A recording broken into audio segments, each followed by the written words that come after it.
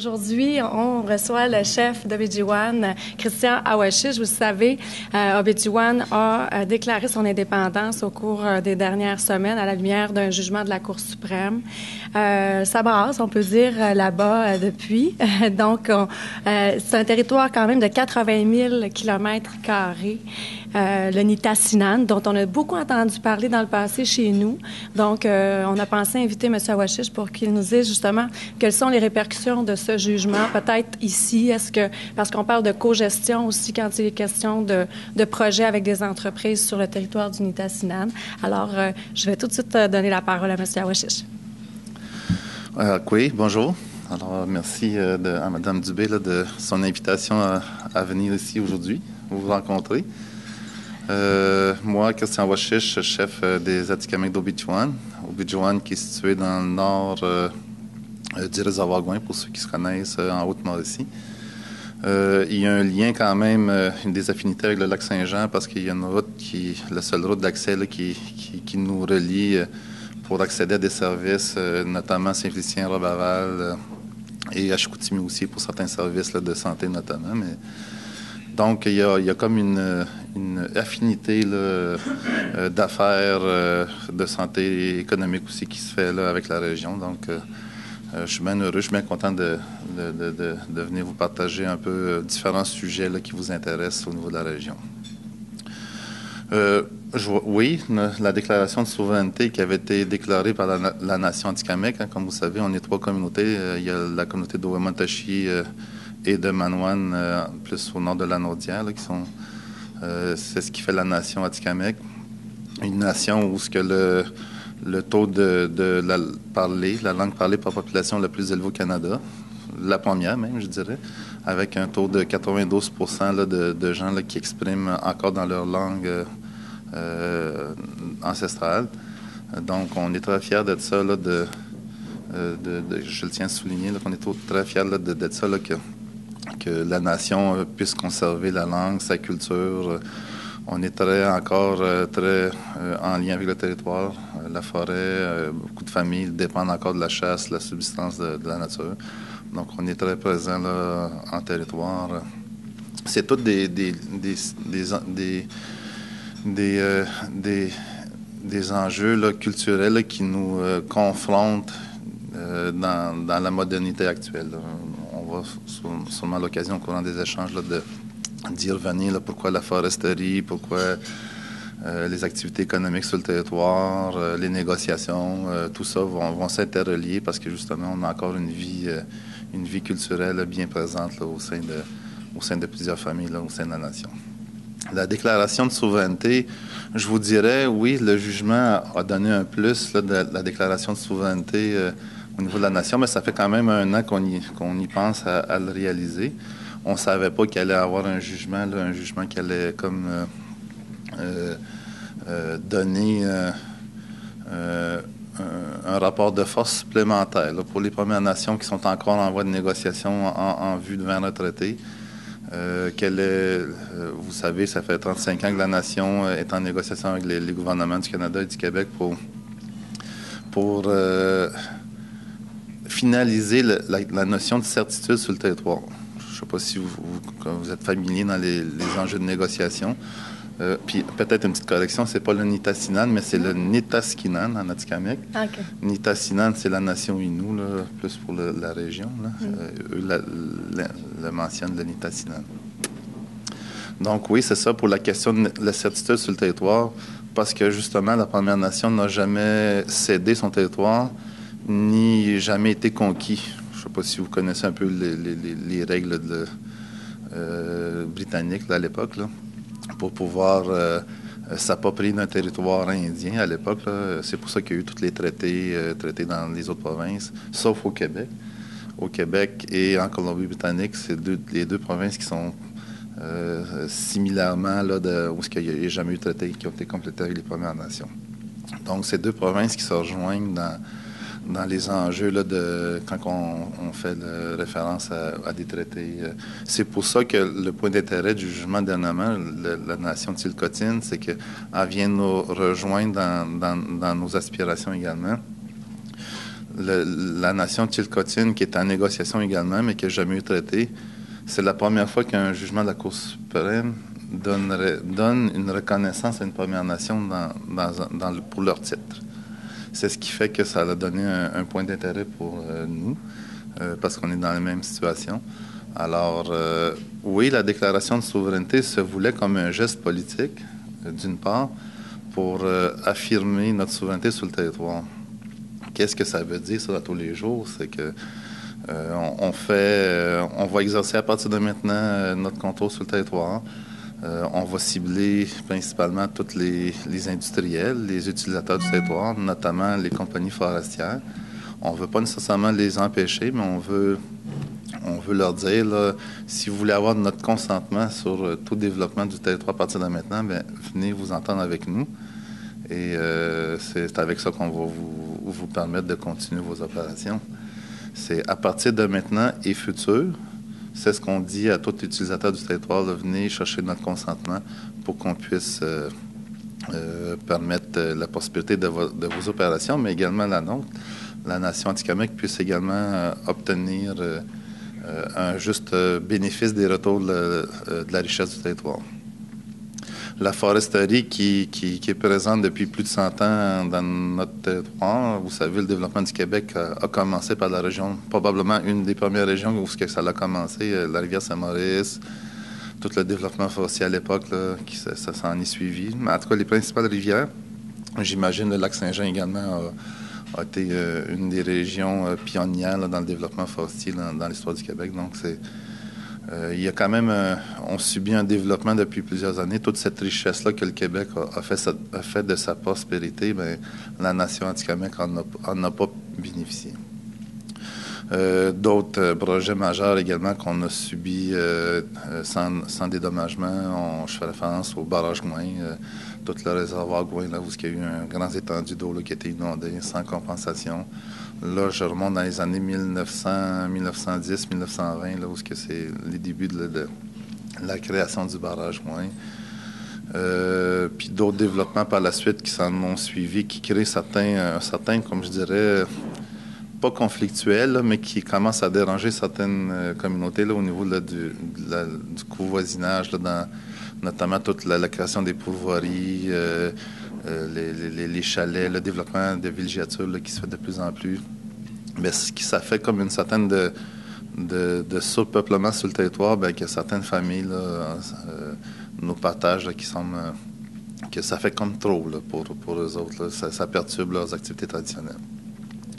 Donc, on est aujourd'hui en 2014, après 35 ans de négociations, toujours pas de traité, même pas une entente de principe, contrairement peut-être à la nation Innu qui a une entente de principe à Mouiton, l'approche commune, que j'imagine qui a fait l'objet d'actualité depuis plusieurs années.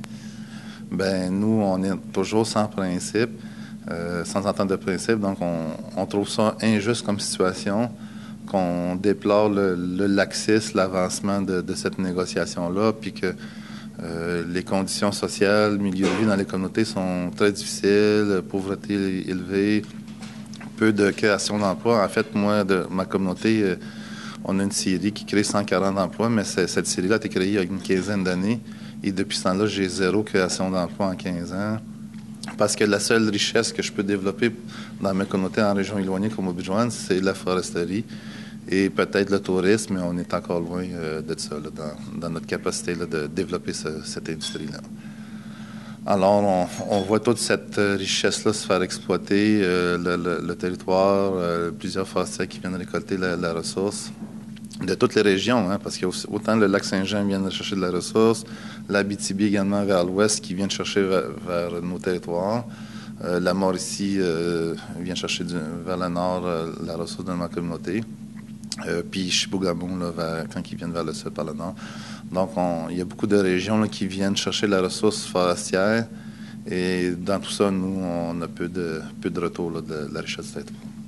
Ce qui fait qu'aujourd'hui, les jeunes nous font beaucoup pression, font des pressions aux leaders, notamment moi là, en disant là, ben, que ça suffit, c'est injuste comme situation, il faut que les choses changent. On interpelle les gouvernements à différents niveaux. Vous avez sûrement entendu parler dans plusieurs dossiers, notamment sécurité publique, Foresterie également. Je me suis beaucoup intervenu dans mes interventions politiques. Puis c'est très difficile là, à forcer le changement, la façon de faire des gouvernements vis-à-vis la nation atikamekw notamment. Alors, mais je désespère pas. Je fais beaucoup de pression, beaucoup d'intervention pour forcer le changement. C'est un peu dommage là, que le gouvernement a toujours le même discours en disant que les dossiers autochtones, c'est des dossiers complexes, alors que ça ne devrait pas l'être. On devrait plutôt viser par des notions des principes de partenariat, parce que la journée où il va y avoir un traité, il va y avoir beaucoup de richesses, de retombées là, qui va être données à la Première Nation. Mais c'est aussi les régions qui vont en bénéficier parce que ça va comme être des leviers de développement économique de départ. Là, donc, ça va créer beaucoup de retombées d'investissement là, un peu comme la Nation crie avec la Convention de la baie James. Ben, il y a beaucoup d'activités économiques dans le Nord qui se fait. Ben, c'est les régions du Sud là, qui en bénéficient beaucoup. Alors, c'est le même raisonnement. Là, je pense que la Nation atikamekw souhaite interpeller et accélérer les gouvernements là, à faire en sorte là, que leur approche vis-à-vis de la nation atikamekw doit changer. Et le statu quo n'est pas une notion acceptable. La déclaration de souveraineté, elle se voulait ça.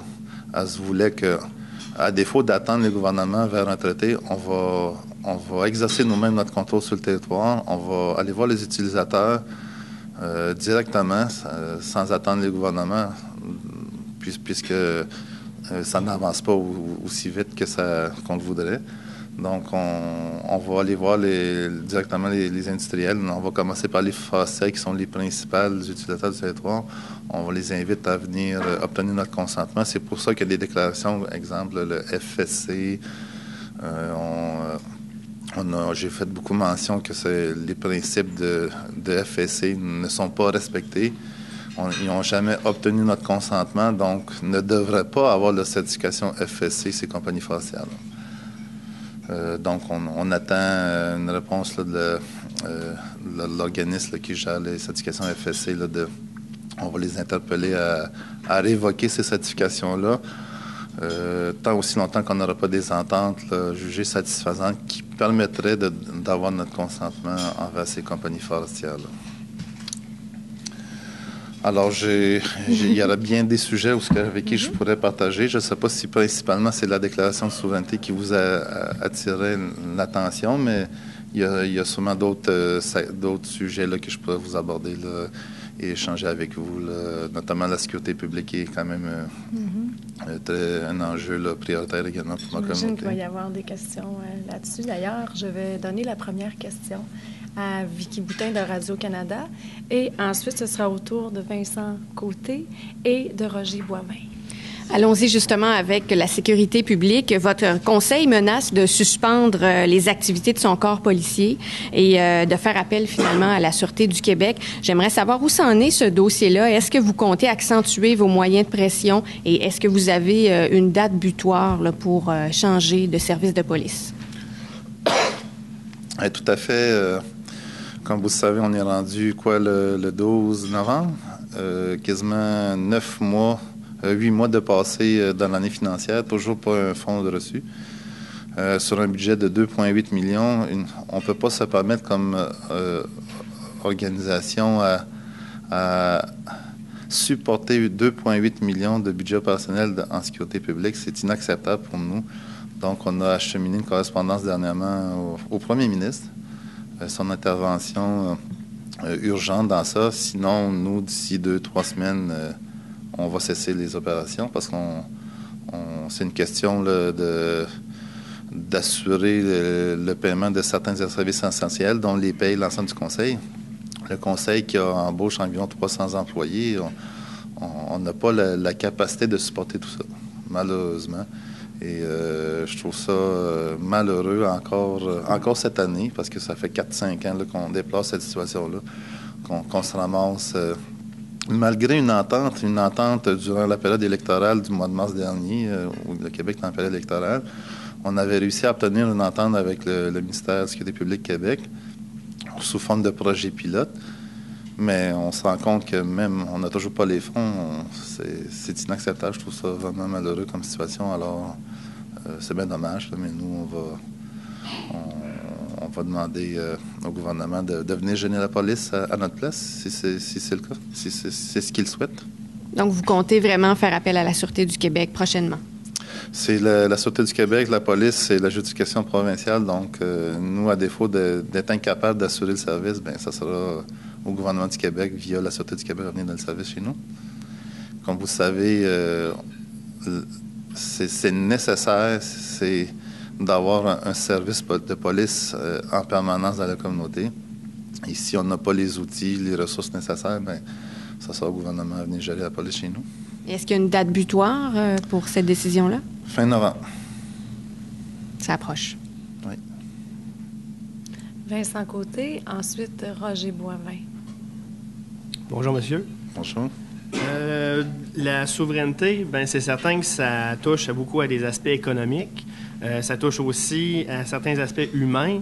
Puis là, je ne veux pas entrer dans les préjugés ou quoi que ce soit, là, mais il y a une observation qui peut être faite d'une consommation importante, soit de stupéfiants, soit d'alcool, dans quelques réserves au Québec.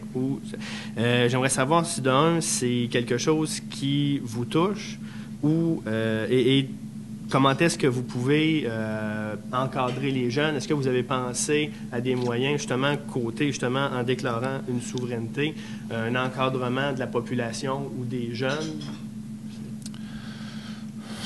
Je vous dirais que c'est une situation qui est perdue depuis plus de 30-40 ans. Comme vous savez, la communauté d'Aubijoan, puis peut-être même les deux autres communautés de la Nation Atikamekw, c'est deux générations qui ont subi les pensionnats. Donc, forcément, on s'en ramasse aujourd'hui, où ce que deux générations qui ont subi les pensionnats, les enfants, c'est des gens là, qui sont affectés par qui ont subi des préjudices, donc il y a beaucoup de problèmes sociaux qui en découlent. Manque de logement dans la communauté, pas d'emploi. Quel est l'espoir de ces gens-là, de nos gens dans la communauté, là, quel est l'avenir qu'ils se donnent?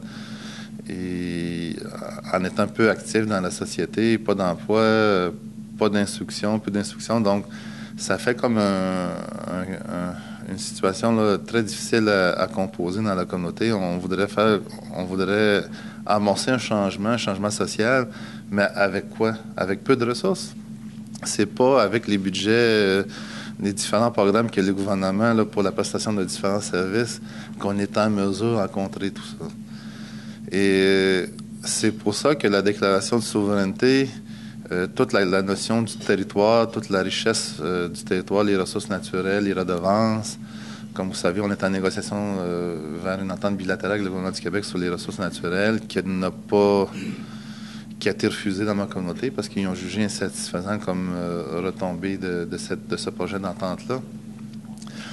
Ce projet d'entente-là se voulait comme un début d'accéder à la richesse du territoire pour justement aller faire des différents programmes, des actions qui auraient pu amorcer, intervenir à des changements sociaux, pour promouvoir l'éducation, la réussite scolaire, créer des emplois aussi pour des gens là, qui cherchent du travail.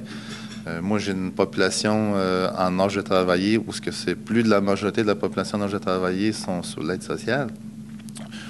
J'utilise même pas le taux de chômage comme référence. Moi, je vais utiliser la population qui sont sans emploi carrément, parce que je suis pas capable de créer des emplois.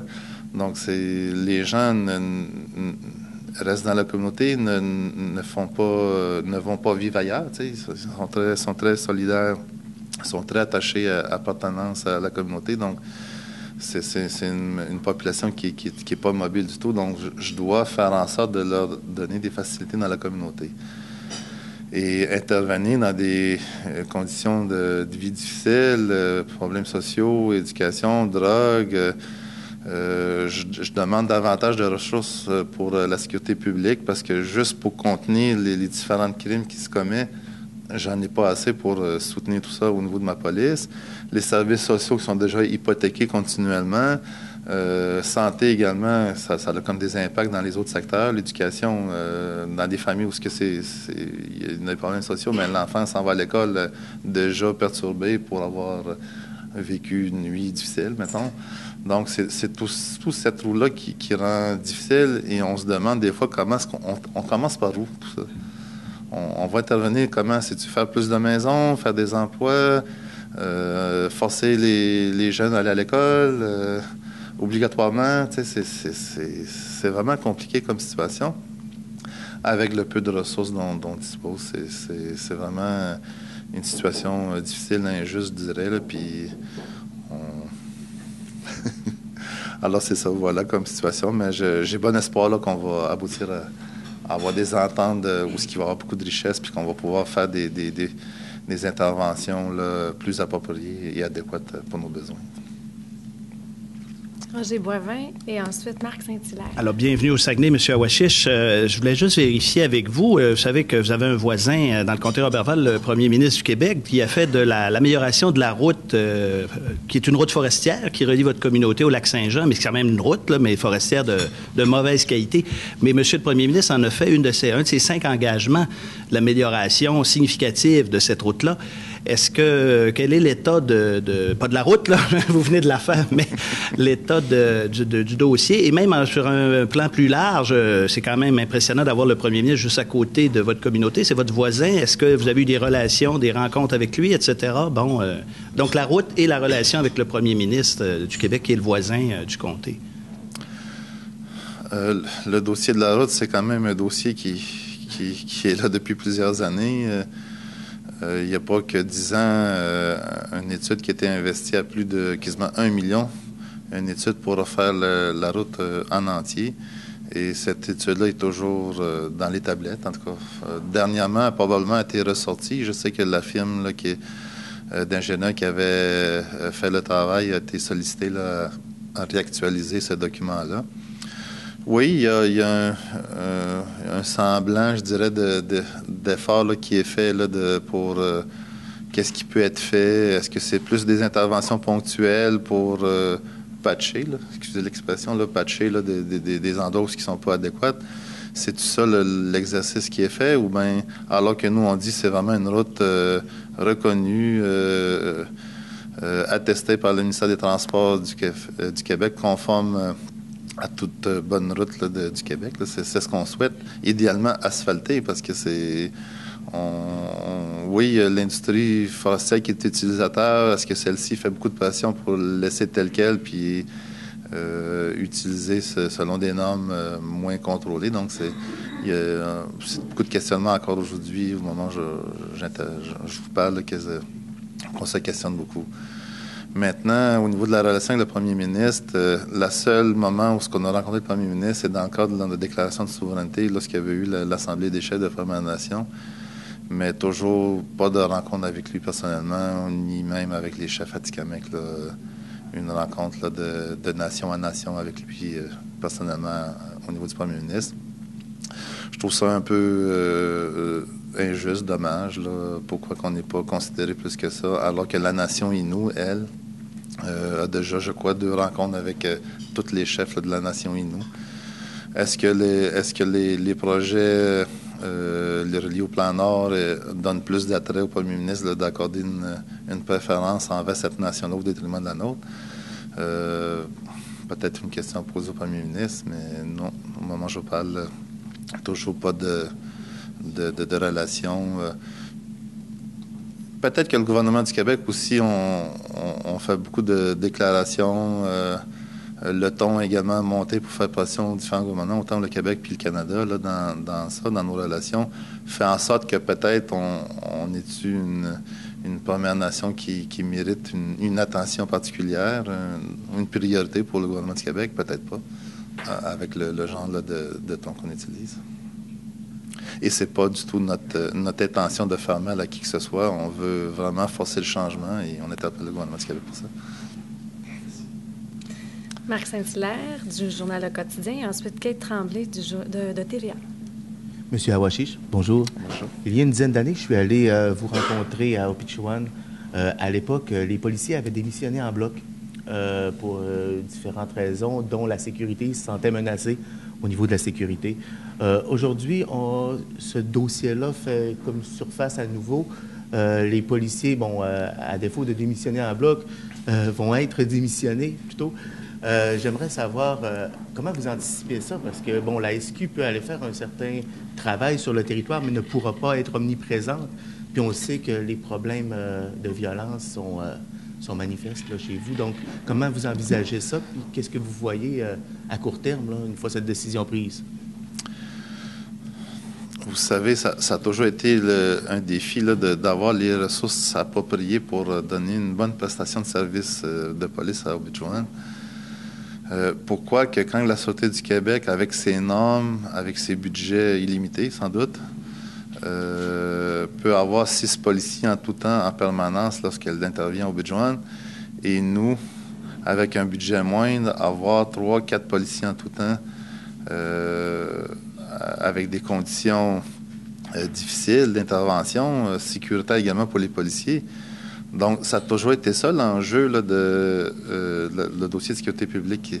À cette époque-là, lorsqu'ils démissionnaient en bloc, ils étaient seulement 6 ou 7 policiers, si je me rappelle bien.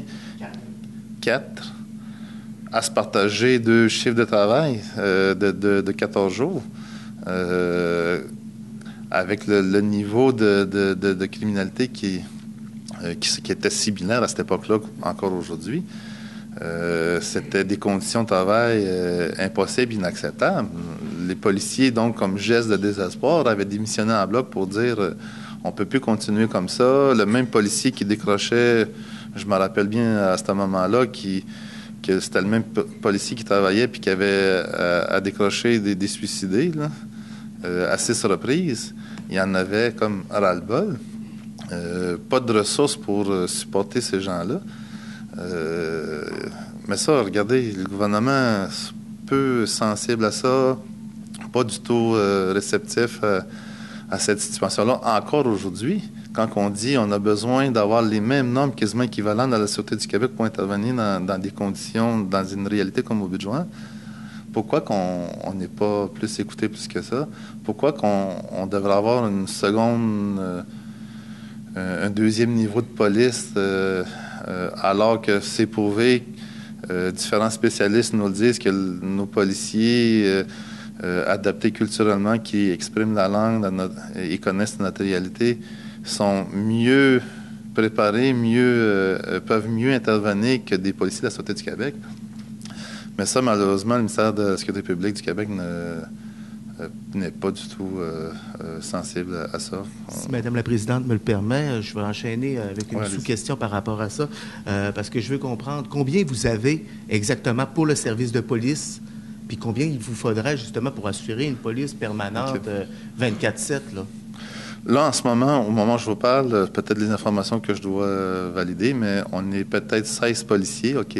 16 policiers qui se partagent 2 semaines, 7 jours, 24 heures. Donc, il y a 4 policiers de 12 heures, plus 4 autres policiers de nuit, qui se partagent donc une semaine, ils sont 8. La semaine suivante, c'est 8 nouveaux policiers qui font, chaque policier font 80 heures, 84 heures là, de travail 7 jours sur 7. Après ça, ils tombent en congé. Donc, c'est 16 policiers en tout temps là, qu'on fonctionne en ce moment. Les 4 autres qui sont comme, mettons, qui sont de nuit, les 4 autres qui sont comme off le 12 heures, là, se rendent disponibles pour des interventions urgentes. Ils peuvent être appelés à intervenir en temps supplémentaire. Donc, sont continuellement hypothéqués comme situation. Là. La Sûreté du Québec, elle, c'est énorme là, lorsqu'elle vient nous supporter. C'est 2 policiers supplémentaires qu'ils nous envoient. Donc, il y a toujours 6 policiers selon leur nom à eux autres qui doivent intervenir. Si demain matin, on arrête d'opérer le service, en tout temps, la Sûreté du Québec devra s'assurer qu'elle ait 6 policiers en permanence là, pour intervenir dans la communauté. Donc, 6, 12, si c'est une semaine, probablement la semaine suivante, c'est 12 autres policiers là, qui arrivent. On va avoir la même... nous, on dit on serait capable de fonctionner 4 policiers en permanence, un peu comme on le fait présentement, mais il faut avoir aussi une équipe de support, là, 2 enquêteurs, 2 cadres, d'autres spécialistes à côté, là, le soutien administratif de la sécurité publique. Finalement, une bonne organisation policière adéquate pour bien être efficace. Parce que, tu sais, il y était mention tantôt la drogue qui est omniprésent, très présent. Il y a beaucoup d'interventions là, qui devraient être faites à ce niveau-là de façon continue, pas juste une intervention mensuelle ou bimensuelle. C'est continu qu'elle doit être faite. On a rencontré l'été dernier là, la Cour du Québec là, pour également leur intervention là, lorsqu'ils donnent des sentences à des vendeurs de drogue, s'ils peuvent donner des jugements du style à ne pas recommander à la personne qui est accusée là, de revenir dans la communauté, question là, entre différentes actions de même là, qu'on essaie d'identifier les différents services qui gravitent autour de la sécurité publique, là, de supporter là, dans les actions. Là, ça coûterait combien, ça? Au niveau de la police? Oui, comment ça mais en ce moment, là, avec le projet pilote pour cette année, c'est 2,8 millions, OK? Parce qu'avant, c'était 2,2 millions. Et ça, à 2,8 millions, là, c'est juste la police. Hein. C'est pas tout le soutien des enquêtes. C'est ça. C'est juste policière, tout ça. Et l'avez-vous, cet argent-là, en ce moment, ou bien encore? Non, on n'a toujours pas une scène. C'est un peu ça qu'on dit qu'on menaçait là, de fermer le service parce qu'on n'est pas capable de supporter ça, premièrement. Mais ça voulait comme être un projet pilote, puis en même temps, ça aurait permis de justifier, de démontrer là, un peu ce qu'on dit depuis plusieurs années, là. Notre besoin à nous, c'est un budget de 2,8, peut-être 3,2 gros max, là, pour opérer efficacement là, dans la communauté. Puis ça, l'information, quand la Sûreté du Québec était venue 4 mois au Obidjouan en 2013, l'été 2013, on ne sait pas cette information-là, mais c'est sûr, si la Sûreté du Québec aurait opéré durant toute l'année, probablement, ça aurait été un budget de 4 à 5 millions. Là. Est-ce que ça fonctionne bien jusqu'à présent, votre projet pilote? Est-ce que ça porte fruit dans la communauté? On ne fait que répondre au minimum. Là. On donne un service d'intervention. Mais si on voudrait être plus efficace, il faudrait avoir tous les enquêteurs, tout le soutien administratif pour que les dossiers judiciaires cheminent, tout ça. Okay. Donc, Kate Tremblay, ensuite Bertrand Tremblay. Une petite question peut-être un petit peu plus personnelle parce que, on parle de ces nombreux défis-là auxquels vous avez à faire face. Est-ce que parfois, ça suscite un certain découragement parce que c'est quand même gros ce que vous portez sur vos épaules, des défis alors que vous n'avez pas de réponse, vous ne vous sentez pas écouté non plus, ça semble être le cas, du moins vous n'êtes pas écouté. Est-ce que parfois vous avez le goût de tout laisser tomber ou qu'est-ce qui vous motive à continuer encore aujourd'hui? Tout à fait, puis c'est frustrant par moment parce qu'on subit aussi une pression de la population. Hein. Les gens pensent que ce qu'on soit comme financement, comme la prestation de service, on n'est pas en mesure de faire face aux besoins, aux attentes très élevées de la population. Et on subit une certaine critique d'eux autres en disant, alors que c'est pas nos fonds à nous, on n'a pas imposé nos gens, puis on va intervenir dans les priorités qu'on le voudrait. Parce que même les programmes, les financements qu'on reçoit sont vraiment focusés sur certains types de services qu'on ne peut pas nécessairement l'adapter aux nôtres. Donc, on veut forcer le changement. Je pense qu'on est une génération de leaders, là, parce que je ne parle pas juste pour moi, parce que mes collègues aussi de Manawan, de Wamatashi, puis le nouveau grand chef également, Constant Wachish, là, qui apporte un certain dynamisme, un certain discours un ton plus élevé, je dirais, là, à forcer le changement, est encourageant, mais s'il y a peu de retour là, des gouvernements, ben c'est la frustration, et puis c'est peut-être un découragement à la longue là, qui va nous... mais non, moi, je suis encore bien motivé. Il me reste encore 1 an de mandat, moins d'1 an maintenant, puis je suis motivé là, à forcer là, et à faire aboutir certains dossiers majeurs là, pour que, justement, créer le changement dans ma communauté qui sont dans le besoin. Il ne faut pas que je me regarde moi-même personnellement là, Je vais vraiment garder le mieux-être de ma communauté, ce que je peux leur apporter là, pour eux aussi aient une qualité de vie appropriée dans l'avenir. Donc, peut-être une petite question, Véronique. Donc, j'imagine que si c'est le goût du changement, de ce que je comprends, et d'avoir ce changement-là qui vous motive, donc, logiquement, vous avez toujours espoir? J'ai toujours espoir. Le jugement de la Cour suprême dernièrement, la déclaration de souveraineté, on va s'imposer nous-mêmes là, comme être les maîtres du territoire. On va forcer le changement afin d'avoir un juste bénéfice là, de la richesse là, que plusieurs viennent récolter, exploiter. Bertrand Tremblay, ensuite Vicky Boutin de Radio-Canada. Depuis que Max Gault-Louis avait lancé, je me souviens, il y a une quarantaine d'années, ici même à votre tribune, que le territoire québécois appartenait à 90% aux Amérindiens et que tout ce qui restait, c'est les rives du Saint-Laurent.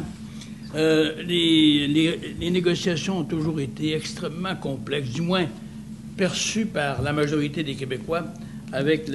Puis on se demande toujours pourquoi il n'est pas capable de faire vivre convenablement des Amérindiens, les premiers occupants du territoire, alors qu'ils sont peu nombreux. Vous-même, votre nation, comprenez combien de personnes, là,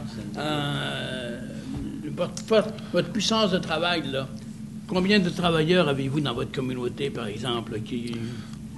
Bien, la communauté d'Obidjouane, c'est 2800 membres. Pardon? Excusez, 2800 membres. Bon. Alors, évidemment, c'est une des plus infimes municipalités de la...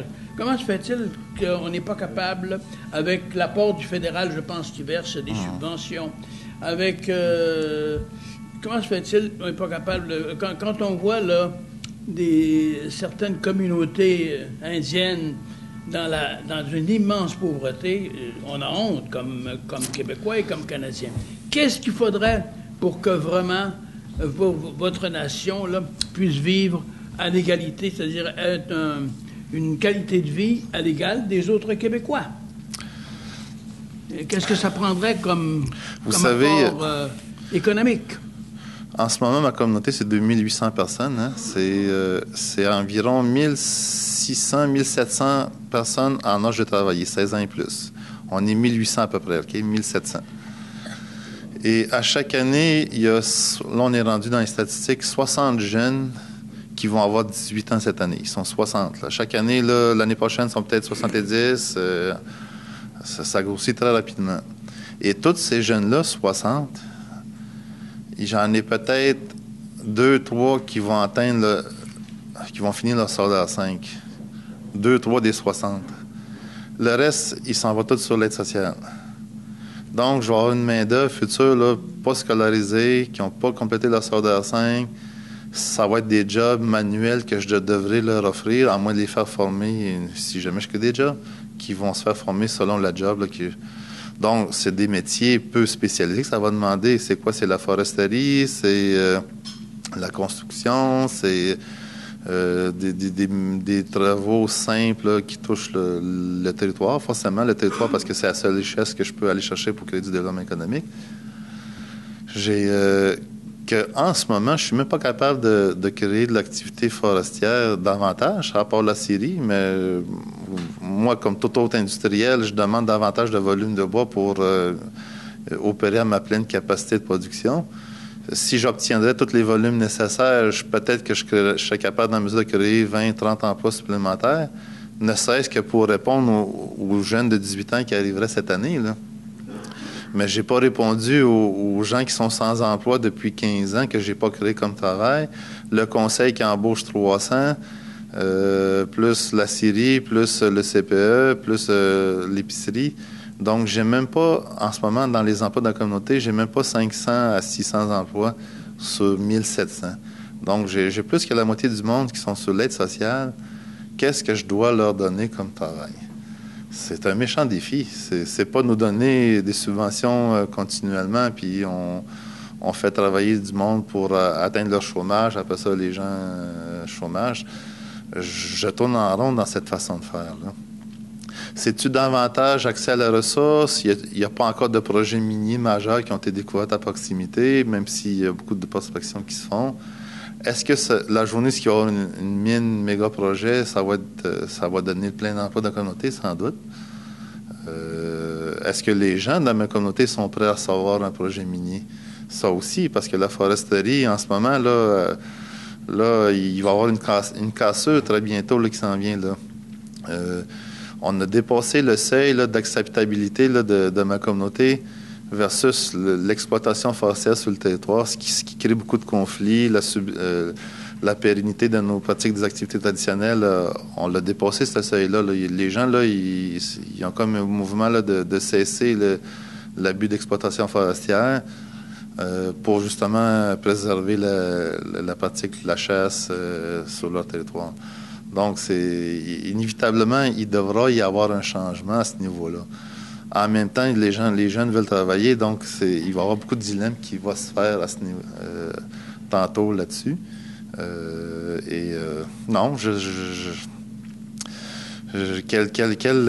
quel espoir donner à une communauté grandissante comme la nôtre?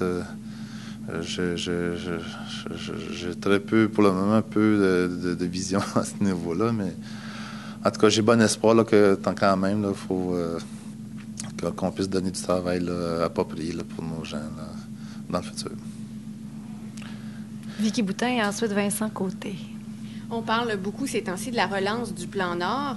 J'aimerais vous entendre là-dessus. Qu'est-ce que vous en pensez, premièrement? Est-ce que vous croyez que ça va donner un coup de pouce pour le développement de votre communauté? On n'a jamais été... tous les gouvernements qui sont succédés qui faisaient une mention de plan Nord, la communauté d'Aubigeois n'a jamais été intégrée parce qu'on n'est pas justement dans la limite...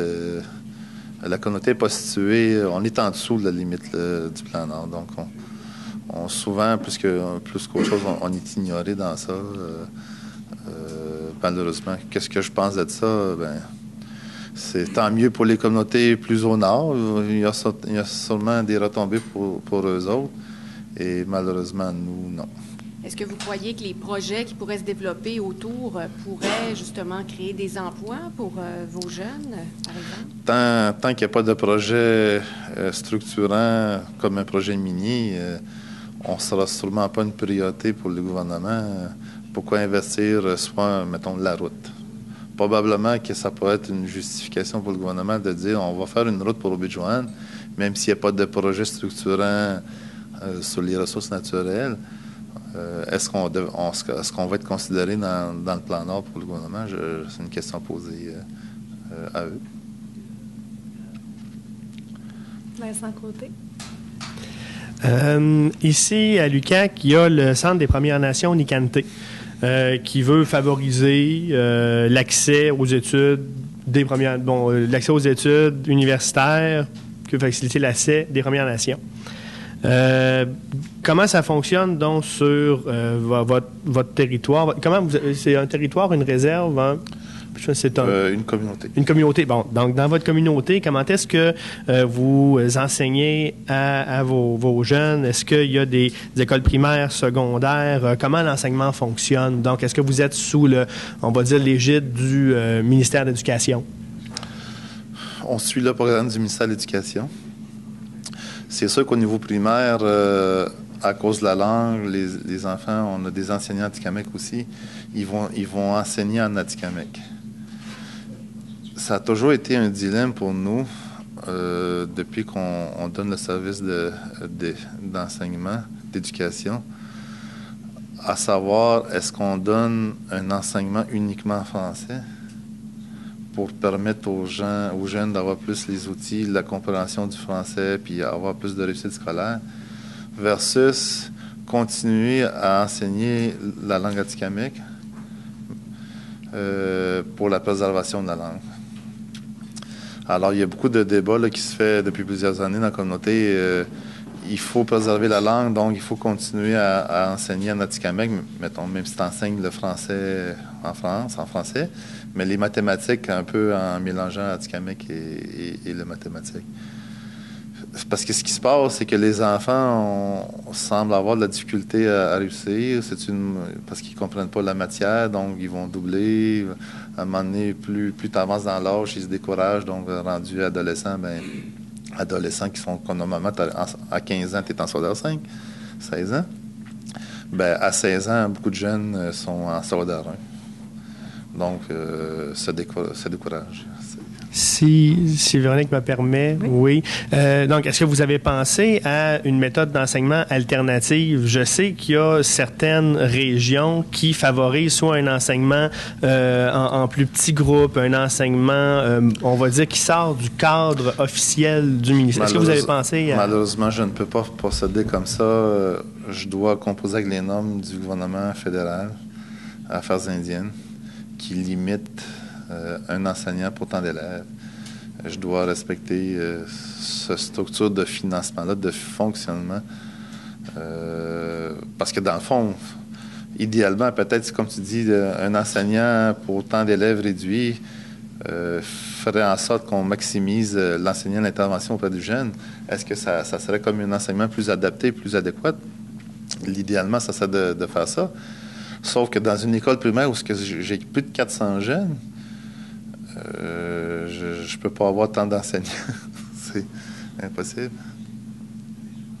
Marc Saint-Hilaire du Journal Le Quotidien. Monsieur Awashish, vous n'êtes pas sans savoir qu'en ce moment au Québec, il y a un débat entourant la laïcité de l'État, laïcité des organismes publics. Je sais qu'à Obidjouane, les valeurs chrétiennes sont encore très présentes. Il y a encore les pèlerinages à Sainte-Anne-de-Beaupré, ces trucs-là. J'aimerais vous entendre par rapport à ça. Est-ce que vous croyez à un État laïque ou comment ça se pratique chez vous, toute cette dimension-là? Bien, nous, dans nos assemblées publiques, on fait la prière d'ouverture, nous autres aussi. C'est d'être respectueux envers nos aînés et notre façon de faire culturelle, de faire une prière face au Créateur. Peu importe la religion, c'est face au Créateur, que ce soit catholique ou autre. C'est un recueillement spirituel là, qui est fait avant tout rassemblement d'ordre politique ou autre. Là, lorsqu'on fait des assemblées publiques, on fait un recueillement là, pour nous inspirer dans les échanges du sujet là, de la rencontre. Vous disiez tout à l'heure que vous comptiez vraiment faire des interventions, vous prendre en main, aller voir les entreprises forestières. D'abord, quelles sont les entreprises forestières présentes sur votre territoire et quel est votre plan de match avec ces entreprises-là, étant donné que vous voulez faire des approches? Comment vous comptez vous y prendre? Bien, il y a plusieurs compagnies forestières qui sont présentes, qui proviennent de différentes régions, là. C'est sûr que dernièrement, il y a eu des auditions là, de FSC là, pour le renouvellement des certifications FSC. On avait ciblé là, ceux qui étaient en procédure justement d'audition, des entreprises comme Résolu, Tembec, Kruger, j'ai pas tout en Barrett-Chapet également. Donc les principales là, qui sont au Québec là, donc ont été la cible. En fait, tous les industriels sont la cible parce on veut uniformiser là, le type d'entente là, qu'on veut avoir avec eux autres là, pour justement obtenir notre consentement et avoir des ententes de type économique, créatrices d'emplois également, et on va s'imposer nous-mêmes là, dans le contrôle du territoire. Mais justement, qu'est-ce que ça veut dire pour vous? Quel genre de cogestion? Je vous entendais parler d'emploi. Vous voudriez exiger des entreprises forestières qu'on emploie les gens de votre communauté? Certains manifestent d'ailleurs à embaucher des gens. Donc, on va être ouvert à les écouter, là, quel genre de formules veulent nous arriver. Mais nous aussi, on va exercer nos exigences là, dans le type d'entente. C'est évident que l'obtenir le consentement, il va falloir changer sur la façon là, d'exploiter sur le territoire, bénéficier et accéder à des redevances sur le territoire. Exercice qu'on a voulu faire avec le gouvernement du Québec en 2013, puis que malheureusement n'a pas abouti à la conclusion d'une entente avec le Québec sur les ressources naturelles. Bon, on va l'exercer à notre manière, à partir de maintenant. Vous disiez tout à l'heure, les relations semblent plutôt froides avec le premier ministre. Comment, justement, Québec perçoit cette approche-là de vouloir, justement, exiger des entreprises des ententes et exiger certaines choses vis-à-vis, là, sans... On n'a pas obtenu réponse de leur part à ce niveau-là. Seule réponse qu'ils disent, c'est qu'on étudie via nos aviseurs juridiques la portée du jugement, la portée peut-être aussi de la déclaration de souveraineté. Est-ce qu'ils ne considèrent pas importants ces gestes-là, préfèrent peut-être encore malheureusement prôner une approche légale en disant tant que ça n'a pas d'impact sur la continuité de notre juridiction gouvernementale, ben, la nation du Québec n'est pas important à leurs yeux. Donc, c'est encore là cette approche-là, alors que nous, on dit que vous devriez avoir une approche différente, au contraire, plus proactive, plus de partenariat avec la nation pour faire des deux nations une prospérité mutuelle. C'est ce qu'on veut dire au gouvernement à amorcer ce changement-là, mais non. Et malheureusement, c'est pas le cas. Avez-vous justement réclamé des rencontres avec le premier ministre? Les correspondances lui ont été acheminées après les élections. Encore dernièrement, suite à notre déclaration de souveraineté, on n'a toujours pas de nouvelles quant à une rencontre avec le premier ministre. Est-ce qu'il y a d'autres questions? Je peux continuer. Moi, je vais faire une entrevue seule avec vous. Vous parlez de la Sûreté du Québec. Il y a beaucoup d'agents du Saguenay-Lac-Saint-Jean qui se rendent sur votre territoire pour avoir déjà eu des discussions avec plusieurs policiers. C'est pas nécessairement la mission qu'ils préfèrent le plus. Quels sont vos contacts avec la Sûreté du Québec, justement, puisque là, vous menacez de mettre fin à vos services policiers? C'est sûr qu'on s'est fait toujours dire par le gouvernement, n'utilisez pas la Sûreté du Québec comme outil de négociation. Et la Sûreté du Québec, elle, on va seulement intervenir lorsqu'il va y avoir une demande qui va nous donner pour aller donner le service à Obidjouan. C'est la seule directive qu'ils ont et il n'y a pas vraiment de relation établie. Oui, on a une bonne relation. On est bien content lorsque dans le besoin, la Sûreté du Québec vient chez nous. Parce qu'on se doit d'assurer une sécurité publique dans la communauté. Les gens veulent avoir une sécurité propre pour eux, puis aussi pour la communauté. Donc,